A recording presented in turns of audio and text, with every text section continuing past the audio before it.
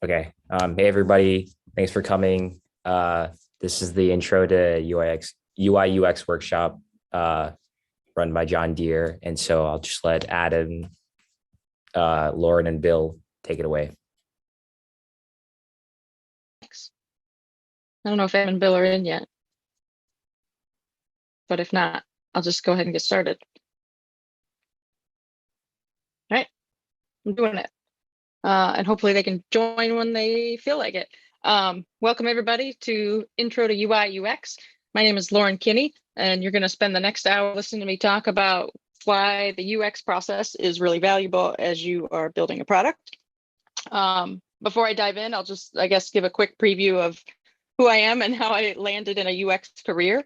It's not what my education background was. I grew up in Moline, Illinois, and didn't think I would end up working for John Deere. And then here I am. I went away to school at Bradley University and majored in advertising and marketing, and somehow found my way back to Moline to work for John Deere. I've been here for about 8 years, and about 5 of those have been in UX roles. So I kind of started more on the design side, and then more recently have moved into a research role focused on the products that our engineers use as part of their process to design new physical products and get them out the door. So that's how I made it here. I think I share that because don't feel like you have to major in UX. There wasn't even a program when I went to school. I don't know what goes on anymore, but there's a lot of different ways to find your way here. If you're interested in it, if you have a passion for connecting with people and you're a good listener and you have any sense of kind of artistic skills, attention to detail, I really love my job. I'm well paid, and I really recommend it as an awesome career if those are the types of things that interest you.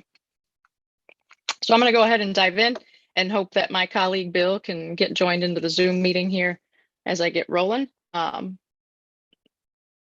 we'll go from there. If you have questions, there's Bill. If you have questions throughout, feel free to put stuff in the chat. Don't be shy. I guess I'll manage questions on a case-by-case basis. If it seems like something simple that I can cover and keep moving, I will. But we're trying to leave time for questions at the end. If you have something a little bit more robust that you want to talk about, we will make time for that too. Bill, do you want to introduce yourself real quick before I get rolling too fast?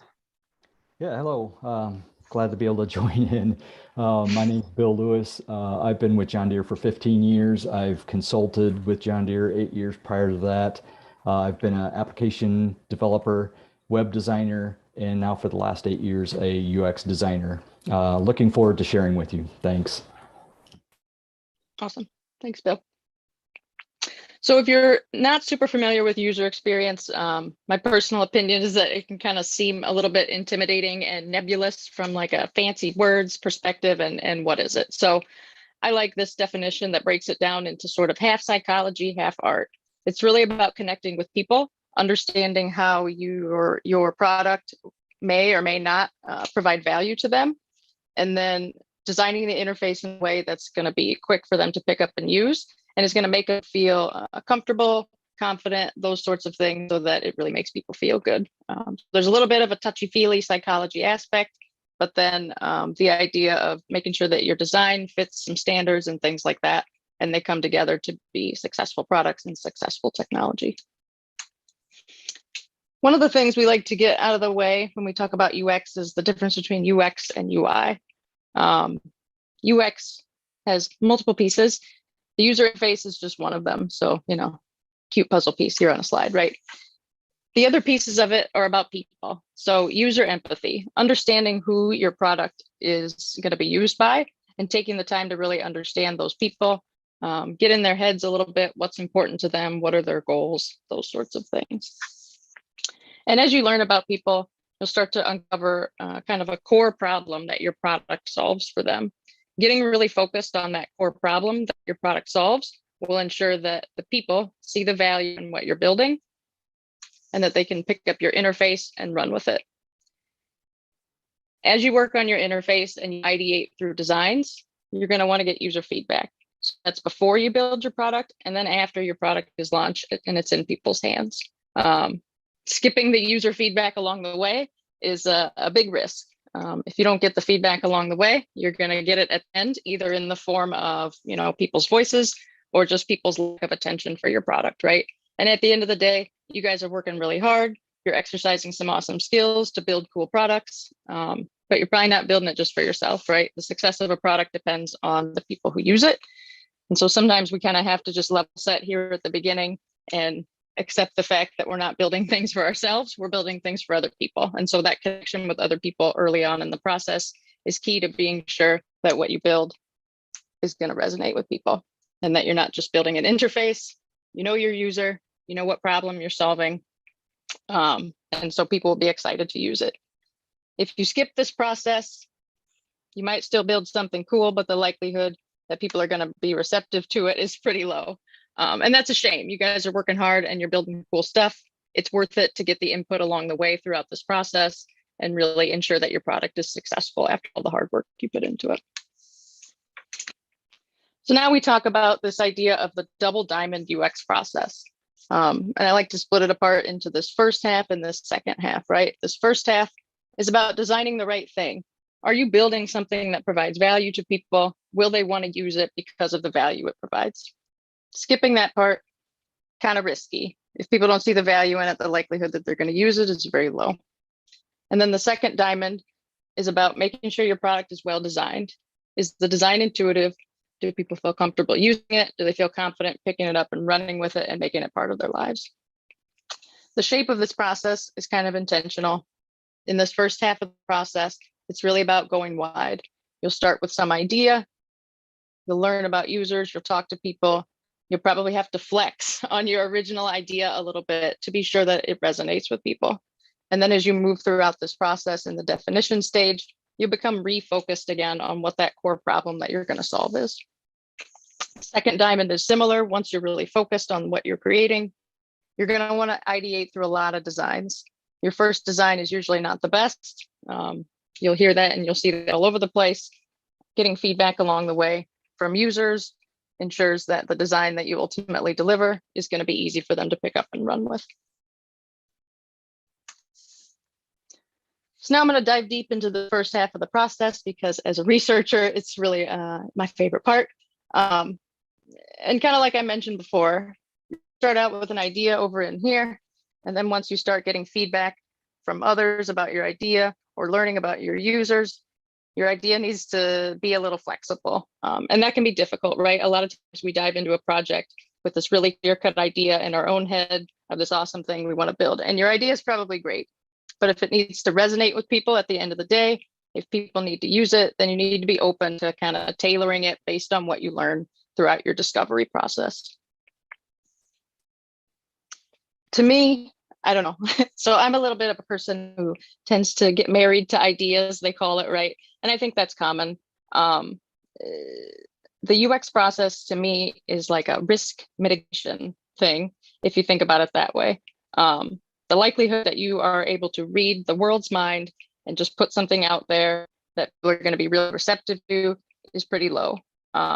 Open it up from the beginning, have people help you refine your idea along the way, and then you can be sure that when you put time and effort into building it, that it's really going to be the right thing. So now I'm breaking down into this discovery triangle. This is where a lot of what we call generative research happens. It's typically open-ended conversations with as many people as you can get access to. And it starts with thinking about what's left to learn. So what do you know already? What do you need to learn from users? There's also some sense of things that you think you might know that you need to find out if that's what you're going to hear from your users too. So in terms of planning research studies, regardless of what kind of an approach you take with research, you're going to come up with some questions that you'll ask people. And so you'll gather that data from people to understand if your idea is valuable. The way you approach those conversations with people is really important from a research standpoint. You can't just start off with, do you like this idea I have? Not only would we consider that a leading question, kind of opens the door for people to be like, yeah, I do like it. But it doesn't open up the space for people to talk about what's important to them. And this is a bit touchy-feely. It doesn't resonate with everybody. But if you're the type of person who likes to listen, then this is really kind of, for me, a a lot of fun to listen to people talk about what matters to them, right? So instead of, do you like my idea? Or something like, don't you wish tractors were cheaper? You can lead into it in a way that asks people to just talk about themselves. Tell me about the last time you considered purchasing a tractor. What types of things did you think about? What priorities did you have throughout your purchase decision process? Letting people have that space to talk about what's important to them can often reveal insights that you might not have thought about that can lead to a really valuable product in the end. As you talk to people, take lots of notes. I can't really overstate that. If you do some intense research, any kind of recordings you can have will be really valuable to fall back on. If you can have a friend in the room to help you take notes, those are all great ways to help you get all that data documented, because you're going to want to really sort through it in depth later. There's a lot of different research methods that you can use in this discovery space. Sort of a general best practice when you have the ability to do awesome research is to triangulate both qualitative methods with quantitative methods. So qualitative methods are going to be those things that answer questions about why or how. You gather that data through a little bit more touchy-feely conversation as opposed to hard numbers.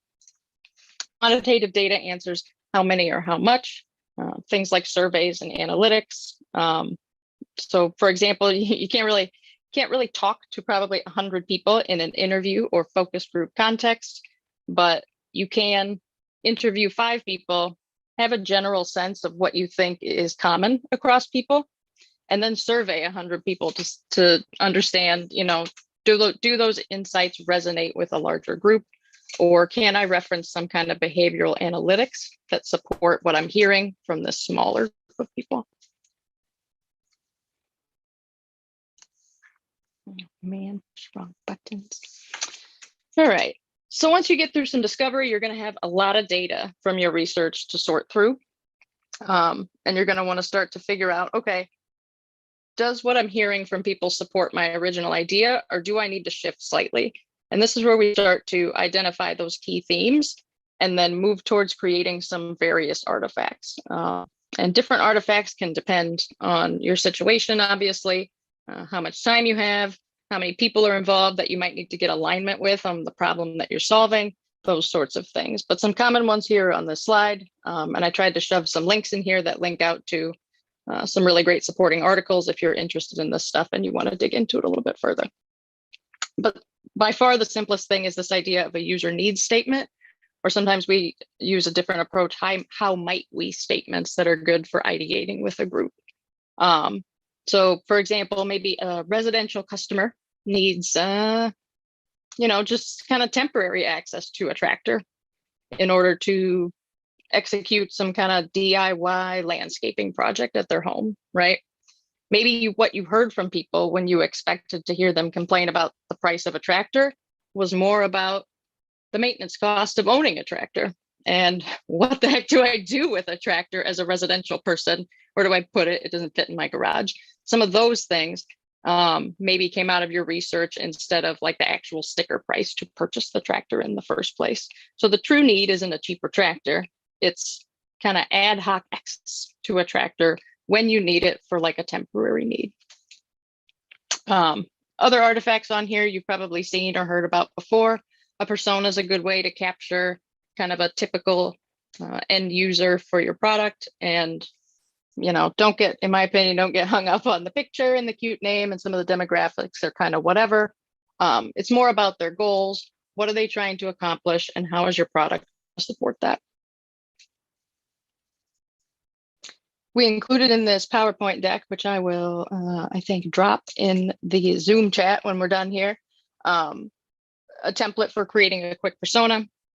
It doesn't have to be an art project. It doesn't have to be a visual masterpiece, but taking the time to think through some of these things, especially if you're working with a team, to not only ensure that you know what you're building and for who, but that you're aligned with the other people you're working on, can help prevent things like scope creep and like working in different directions if you have different people collaborating on your design.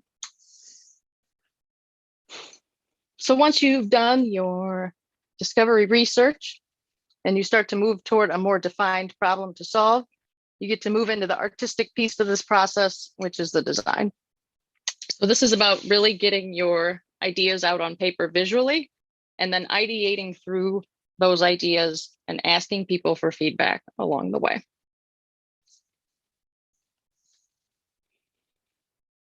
This PowerPoint slide is arguably not very designy. It's a bit sloppy, but I really want to try to communicate to you guys that your mockups or visual artifacts that support your design and that you ultimately build against should range in fidelity throughout your process. And so by that, I mean, early on, what you need to try to figure out is some of this high level design stuff, right?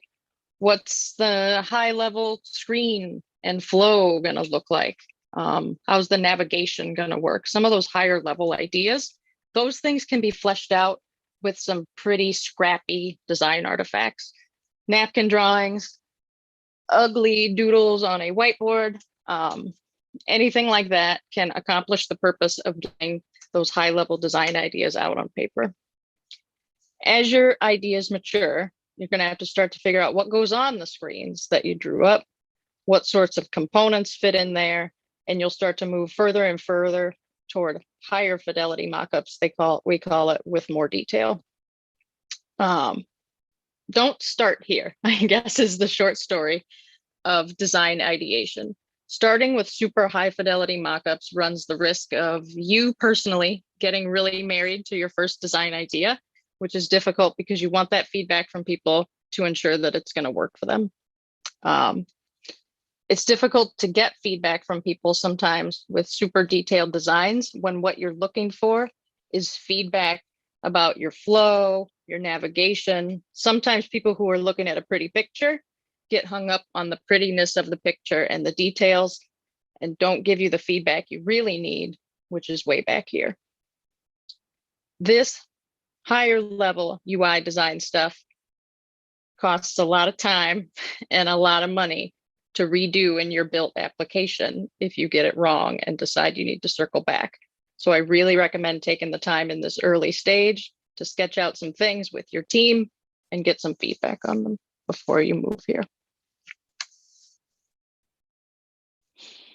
In your GitHub student developer pack, it sounds like you should have access to an online tool called Canva. I've never used it, besides maybe a couple times I logged in before this just to see what was in there. There are some elements available, basic shapes and graphics that are perfectly suitable for creating some early designs to get through some of those big picture conversations. Taking the time to do it is always worth it, is I guess all I can say. So as you create different design assets, all along the way, you should be testing and refining that design. So the idea of a prototype is that people can somehow interact with your visual. And so if it's like drawings on paper, people can interact with those by doing like finger clicks and pointing to you where they would click. That's a way you can test your interactions and your navigation without a lot of investment up front. As you move towards higher fidelity and your designs are more mature, you can have digital prototypes, which Bill's going to show us later, that will allow you to do click-by-click testing, which is more similar to what the end product would function like. That will allow you to test more detailed interaction as opposed to some higher level design concepts early in your ideation phase. And we call that usability testing when you are putting either your prototype or your built product in front of unsuspecting people and just asking them, show me how you would execute a task. Show me how you might search for a tractor near you. And the secret to usability testing is not explaining to them how to do it. And the value of usability testing is that behavioral data. Can people pick it up and use it? It's not about, hey, do you like it? Which we call attitudinal data, which is valuable in its own right, but not the same as, can people pick it up and use it?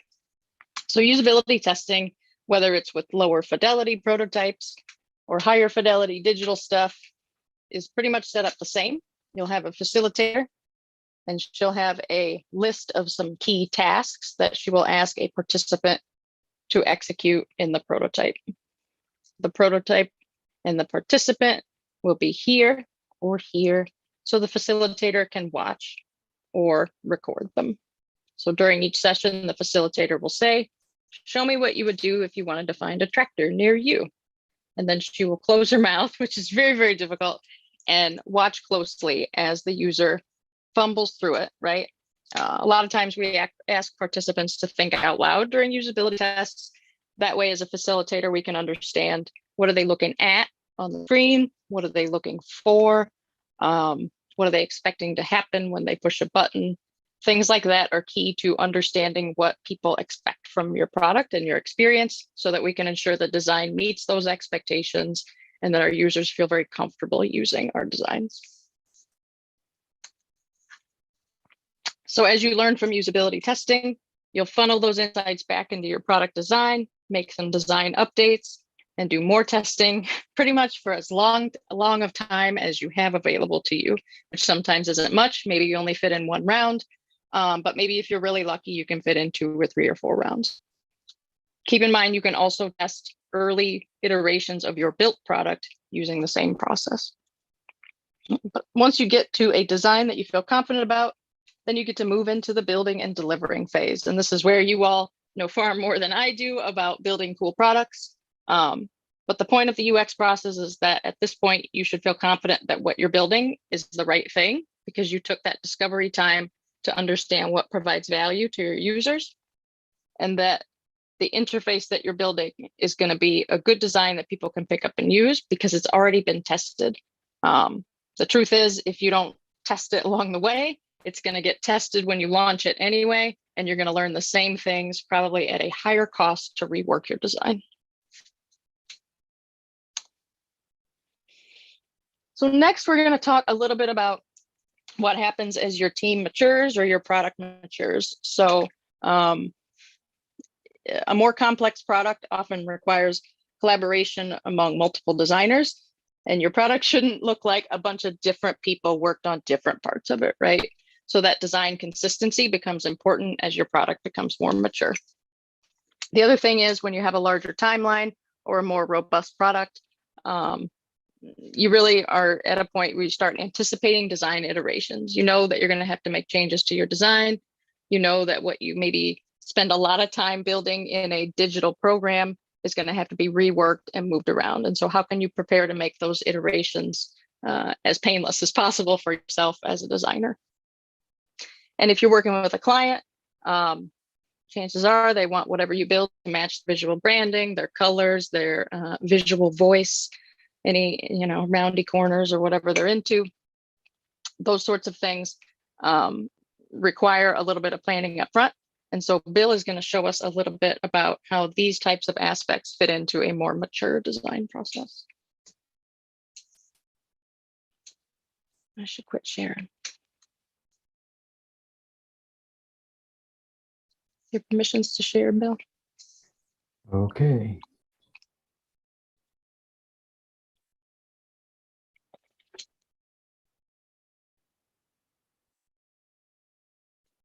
There we go. You see my screen all right? Not yet for me.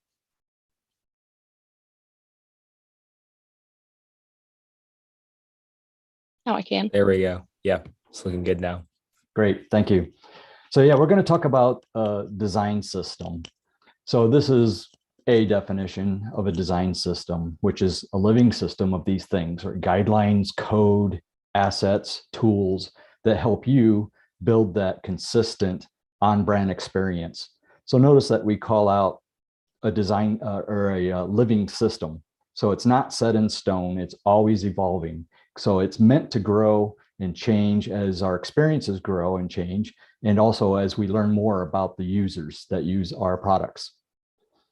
So another couple of quotes or ways of thinking of what a design system is. Here at Adobe, the director of design has said that they use the word structure that unites our products, right? It's they have a lot of different products, so they use that design system to build a consistency across all those multiple products that they have.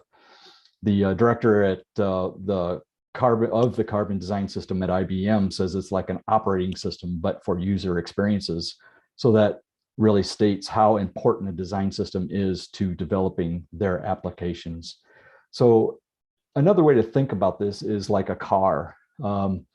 You can get in any car and know how to drive it because the functionality is the same. It's familiar to you. It's similar to other cars, but then like the ornamental aspects of the car might change, but the functional elements don't really change. So let's take a look at a design system, what it might look like. So we start off with a style guide, and this is a set of rules that defines the basics. It's meant to, or it's made up of branding elements such as color, typography, logos, or icons. It can also include high levels of utilities like padding, margin, or grid. It holds the brand values. It's the shared way of working or the mindset, the shared beliefs of the organization. That all goes into the style guide. So with the style guide as a basis, then you build upon that the components.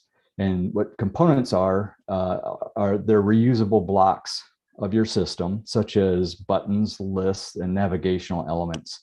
And of course, all these components make up your library. Now, components aren't dependent on each other, but you can build onto components to make more complex components. So a design system connects these two parts together, and it defines the principles relating to the way in which components should work together. It may also contain best practices, like things like information architecture and accessibility.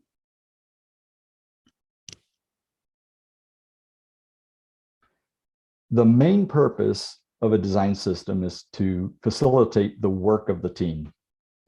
Without a design system, teams have divergent styles and interaction patterns, which cause two major problems.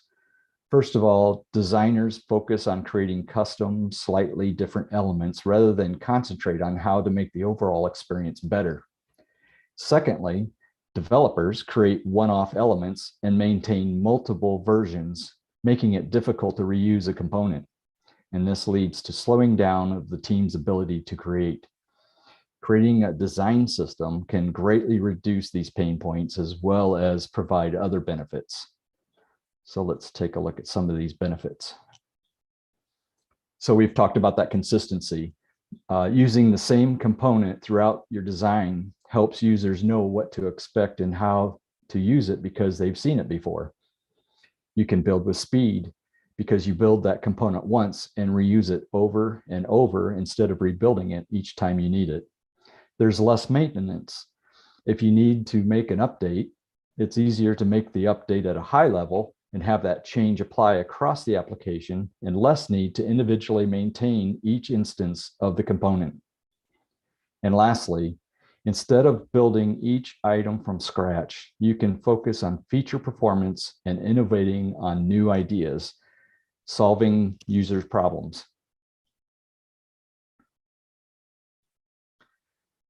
Now, a design system was never meant to cover 100% of all the components you need. The average design system covers about 80%. So the components that you need in the design that build the majority of your screen. So if you're getting close to that 80% of the components within a design system, then you're doing really well.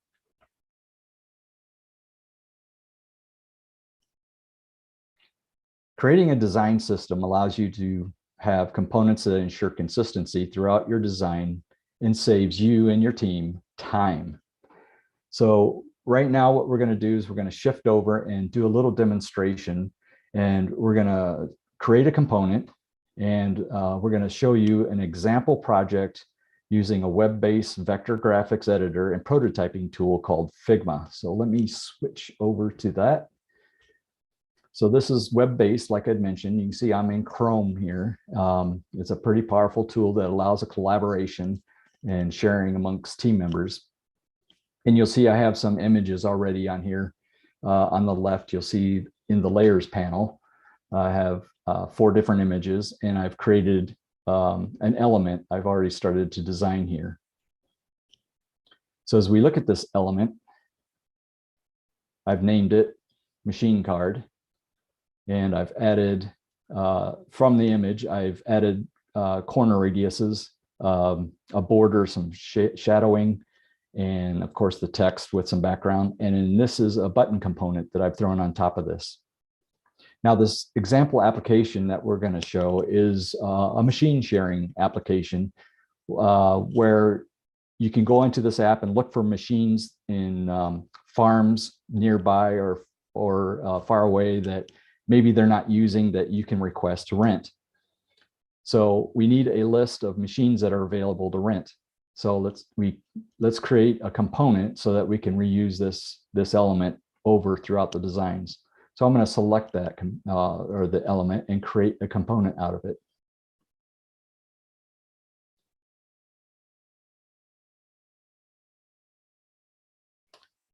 So now in our assets panel over here on the left, you can see in my local components, I have a single component called machine card. And you can see also there are other component libraries here that we're going to use in this design. So back here on the workspace, I'm going to start with an Android phone size, and I'm going to change the background color to make these elements stand out a little better. And I'm going to go over here to this panel over here and drag this component onto that frame, space it a little bit and duplicate it. So now you can see I have 2 instances of that component. Now I can change the instance in here, and I'm just going to type some random characters just to make it look a little different. But you notice the component didn't change. Now I want to make that image look a little different. So I'm going to grab one of these images over here and place it in here. Again, changing the instance did not change the component. And I'm going to duplicate these and do the same.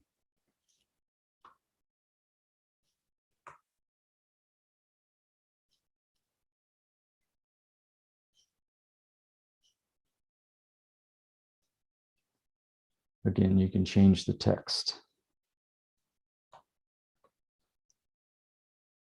Now, suppose you've built your pages out with a lot of these elements, and you've decided I need to move that text up to the top part of these instances. So if you have a lot of them, you're going to have to make that change in each one of these blocks. But since it's a component, you only have to make that change once. So I'm going to go back to the component here, and I'm going to select that text and its background and slide it up, and you can see all the instances change. I'm going to take that button and move it to the corner. And there you're making the change once, and your whole design updates. Now with this component that you've created, to create a library, you would have a place like this that you can publish your library. You can see these other libraries in here that are selected. And that way, when you design a page and you create these multiple components in here, then you can share them through other applications. Other teams can use that library and use this exact same component. Then with Figma, if you make an update to the main component, it sends a notification to the other applications. Do you want to update it or keep it the same? And you have that choice to make. So let's continue to build this out a little bit with some pre-made components. So over here, I'm going to grab a button and say we have a map view.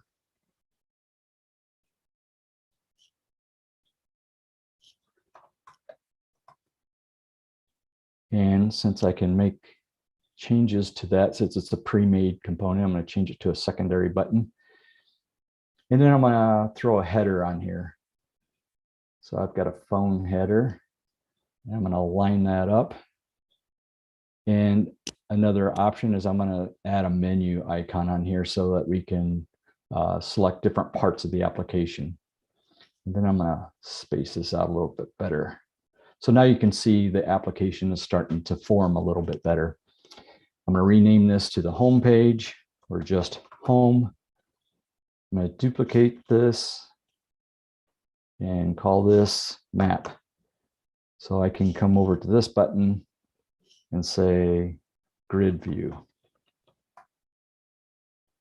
And then I'll remove the grid and put a map in here. And so you can see if I click on this button, it's going to go to this page. I click back on this button, it's going to come back to the grid view. So that's basically how the component works. Let's show you the application altogether, what it might look like. So here we've kind of built out what this app might be. And you can see the home page is a little bit taller than the rest of them, and that's for scrolling, and I'll share that in just a little bit. So as I scroll in here, you can see I have the map view button goes over to the grid view or the map view, and then the grid view button back to the main. And then if you were to click on the menu icon, we have this drawer that could slide in from the side, and you can make a selection to navigate through the application. And then we've gone on and built out the filtering on the map. So you can see there were 4 pieces of equipment on the map. I selected some filtering, applied it, and then reduced the number of items. You click on a tractor and it'll give you this page. There's 3 pages here that you can scroll through the information. If you decide to rent that machine, then you get down here to the forms pages. And this is another element that this is the input component. And these are all exactly the same component. They're just changed to match the need of the design on that page. So if you needed to come in here and change the color of the border or the radius, something like that, it changes it throughout the whole design, even though you've changed the look of that form element. And with these components, we have built out different properties that you can add to each of these instances. And then when you fill out the form, you click the submit request, then you get a page like this. So how does this all go together? It's kind of nice. You have these flat screens. That's great. But now we want to make it work together and show a little bit of animation. So we have this prototyping tab over here on the right. So if I select that, it looks like this. It's pretty messy, but this is everything together. So if you come down and you look at the map, I'm going to click on just that button. So I've grabbed this little plus sign and grabbed it over here so that when I click on this component, it's going to actually take me to this page. And then when I click back, it's going to take me back to this page. So that's how that works. And then you can add animation if you wanted to. So like we have on this one, it's going to slide in and over top of the existing page. So let's take a look at what that might be. So here we have kind of a realistic look at what the app might be at a high fidelity, right? So remember when Lauren was talking about low fidelity, and then you test and rework what you found out, and then you go a little bit higher fidelity and you test and work it again. You continue to do that even at the high fidelity. When you get to this point, this looks like an application and it'll work like an application, but you still want to test it in front of users and have them perform tasks. Like you might set them down in front of this screen here and say, okay, now look for a piece of equipment and rent it for, and see if you can just work the application and figure it out. So that would give you possible pain points where a user might be confused, some place that you might want to look at. And this is all, of course, before you get to the code. So it's much easier and quicker to build something out like this and find those pain points before you get to code. So if you go in here and look at the home page, you can see it scrolls. That's why it's taller than the other ones. You can click on the map view. We'll add a filter here, reduces the number. Then we're going to take a look at this tractor and look through the information we have here. Looks like this is the one we want to rent. So I'm going to go to the form. I'm going to fill out the form. Good, submit that request. Yes, it's been submitted, success. And then here's the menu that slides over to get you back to where you want to be. So with that, I think I'll hand it back over to Lauren and look forward to any questions you might have. Thank you. Thanks, Bill.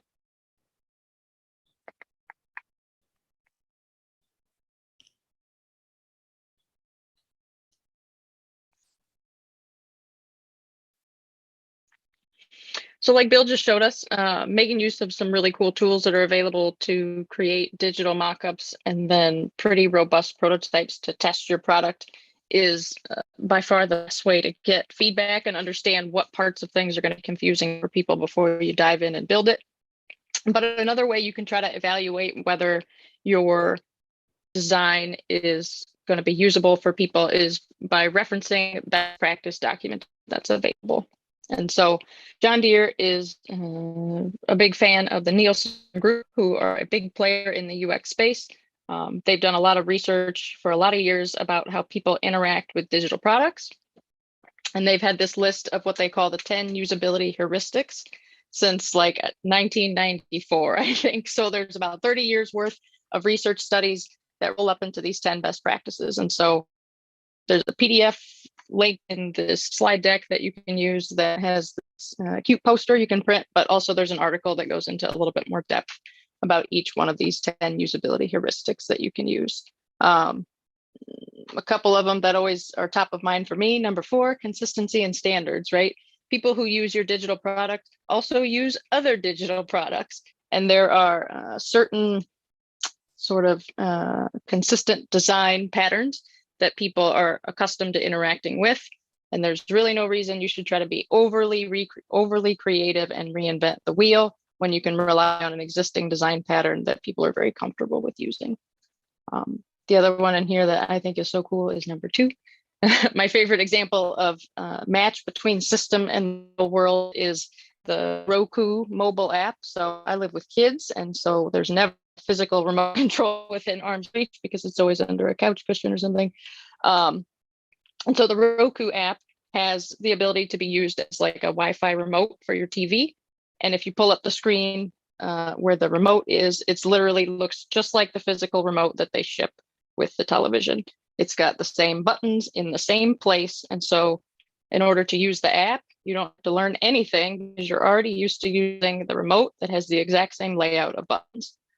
So principles like that can be leveraged as you design your interface and as you try to evaluate whether your design is going to be intuitive for users to pick up and use.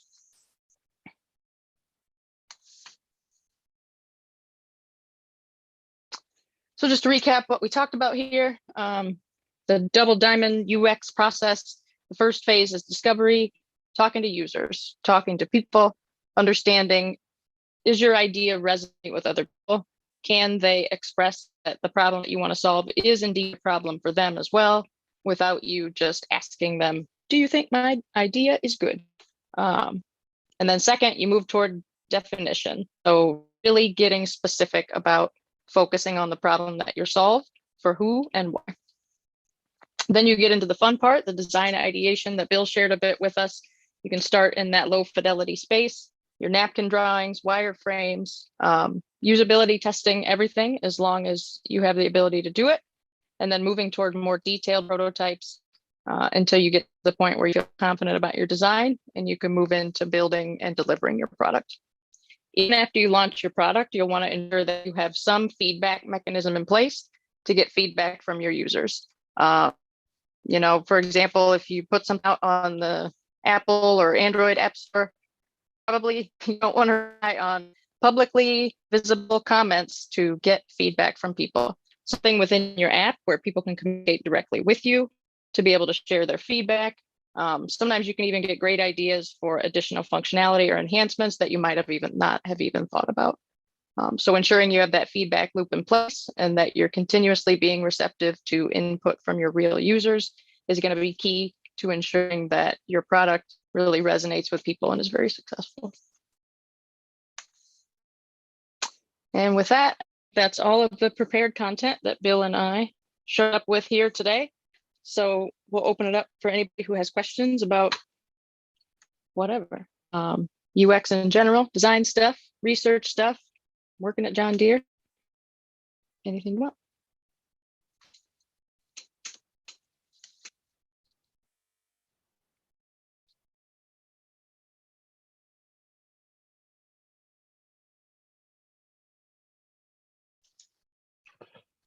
I'll tee one up, Lauren. While folks are Okay. thinking, can you talk a little Sure. bit about the non-digital aspects of UX that are available at Deere? What do you mean? So like in-cab experiences or interfacing Oh. with autonomy or some of those things. I don't know that I am the best person to speak to them. In-cab experiences, you know, as people, we drive cars. And so there's a minimal amount of in our cab experience digitally there.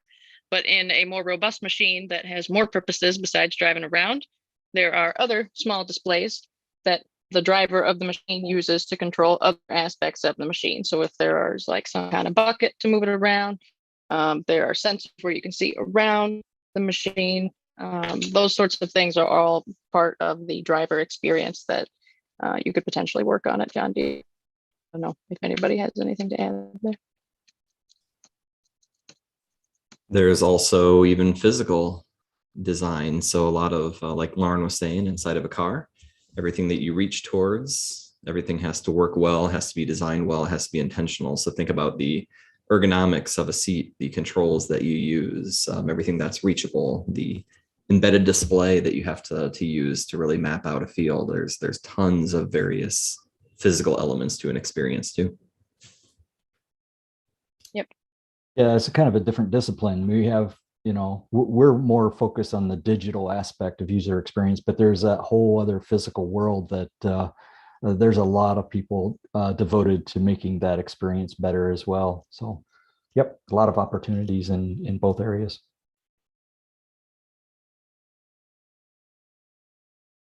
Absolutely. Looks like maybe there's a question in the chat. Does John Deere have any UX research related internship openings for this summer, 2022? I am not personally aware of any in my current space, but Mike or Adam might have more visibility. Yeah, I'll take a first stab at it and then I'll let Mike clarify some of the specifics. So we are on campus actually on Tuesday. If you're a UIUC student, we have a John Deere Tech Day. We'll be in Siebel Center from 11 to 3 p.m. In the atrium. And we'll have actually Delaney Kohlberg with us, who's one of our UXers and a UIUC alum, to talk to directly about what is it like life as a UXer beyond what you saw today. But they will fall under our IT intern program. And Mike will talk a little bit about a couple of the specific options that we have available for the summer.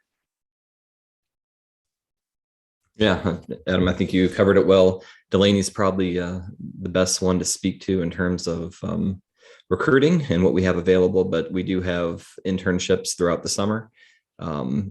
It's within our global IT space, but it is focused on UX, and depending on the candidate that we find, it kind of depends on what that summer might bring. There might be, I always try to make sure that intern is exposed to as much as possible, whether that be design, research, usability testing, discovery. So no matter if you're a designer or researcher or something else, you will be exposed to those types of things. So we're not necessarily just looking for a designer or just a researcher. We're just looking for a passionate person in the field of UX. There's also some part-time student opportunities in Research Park, and I believe there's some opportunities to work on some more of the hardware interaction design pieces, if that's of interest as well. March 2nd is the University of Illinois Research Park career fair. If you're looking for that, you can talk to Mark Moran there about what the options are there. And I'll post some links to jobs that are there. I think I actually put the Research Park facility there. Bill, there's a question in the chat about when designing a interface, should one be considered about animation, like if a button should be fading in or sliding in, or some transitions in the design? Absolutely. I mean, there's a lot of components like accordions that the actual work of the accordion is to open up, right? So you might have some animation with that. And when we create a component, we do a lot of research. So we go out and look at public design systems, and we also look at websites. We go to Amazons and the Googles and, you know, all the other different popular sites and try different apps and see what our experiences are with these apps. And we see that animation. And so it plays a very key part of designing a component. And so some of these components, which I didn't get into, there's a lot, Figma can go into a lot deeper. You can create that animation within the component so that if you hover over a button, it'll change to show that, you know, you're interacting with it. So yeah, that's pretty key to keep in mind, especially before you actually create it. Take a look out there and see how it works. Sometimes animations are annoying, right, and get in the way. And then sometimes they play a key role in making that component work well.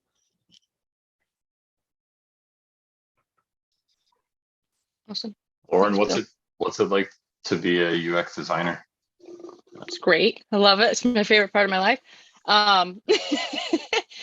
Working as a UX designer at John Deere is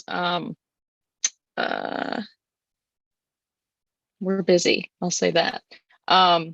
So for as many developers or software engineers that we have for a given product or a product team, there's usually a UX designer that's trying to support multiple other software engineers. So that often means as a designer, being engaged with multiple teams who might be focused on smaller pieces of a large product or who own kind of smaller products as a team.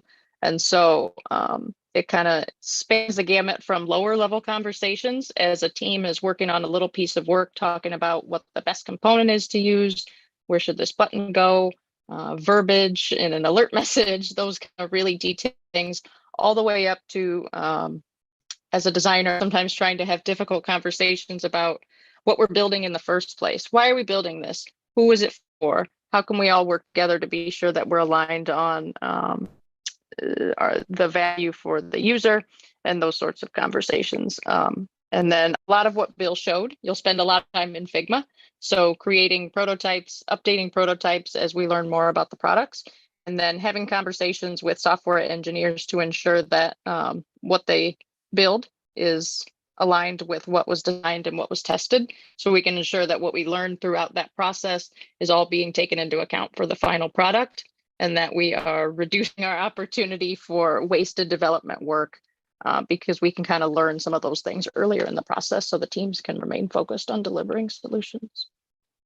I don't know if anybody else has anything to add, Bill. It's a great gig. You've said it well, though. I would just expand slightly on it, if that's okay, Lauren. I think there's one of the cool parts about Deere. If you joined the John Deere Q&A yesterday with Mark Moran, was he talked about the different domains that we get to work in too. So you can go work for a bank, and then 2 years later, you can go work on hard iron in an Incab experience. And then 2 years later, you can go work with a dealership that's focused on sales.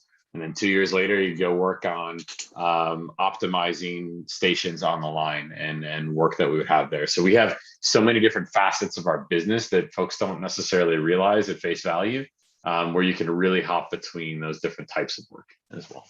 So. Nice.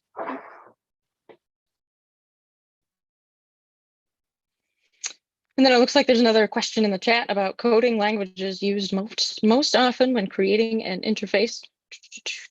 Application allows you to drag and drop as you were showing. So newer development that's taking place in the organizations that I've been a part of for web-based products is usually React-based. I don't know what else goes on in terms of in-cab experiences, Adam, in terms of technologies. So I can't really speak to that, but to your second question, is there an application that allows you to drag and drop as you were showing? I'm assuming you mean try to export some usable code out of the Figma prototypes that Bill was showing. Figma does expose some style and code details that you might be able to make use of. And I know there are, I think, Figma plugins that support that side of that sort of a workflow. Internal to Deere, though, we are very lucky to have a design system with reusable code components, React based, that allow our developers to essentially have a coded mirror image of the components that Bill has in Figma that they are able to drop into things that are created. So we don't really have need to export things directly from our mockups. I hope that answers the question. Adam, I don't know if you want to add anything about code languages where I'm not. Yeah, no, I think you hit it. It's React, and we build off Material UI as a base. And I'll share a link in the chat in just a second. But what you can do there is take the key pieces of the design system that's implemented in Material UI and then put it into Figma, and then use that to inform your designs. And then as you go to recreate them, it's a lot easier because you have all these little reusable widgets and components that you can plug and play into the way that the designer utilize the language and the framework that they were designing in, because it matches one for one with your implemented library. So I think that's, we're really, really lucky at John Deere to have these, great designers, and then also great tools that enable engineers to translate those designs into actual code.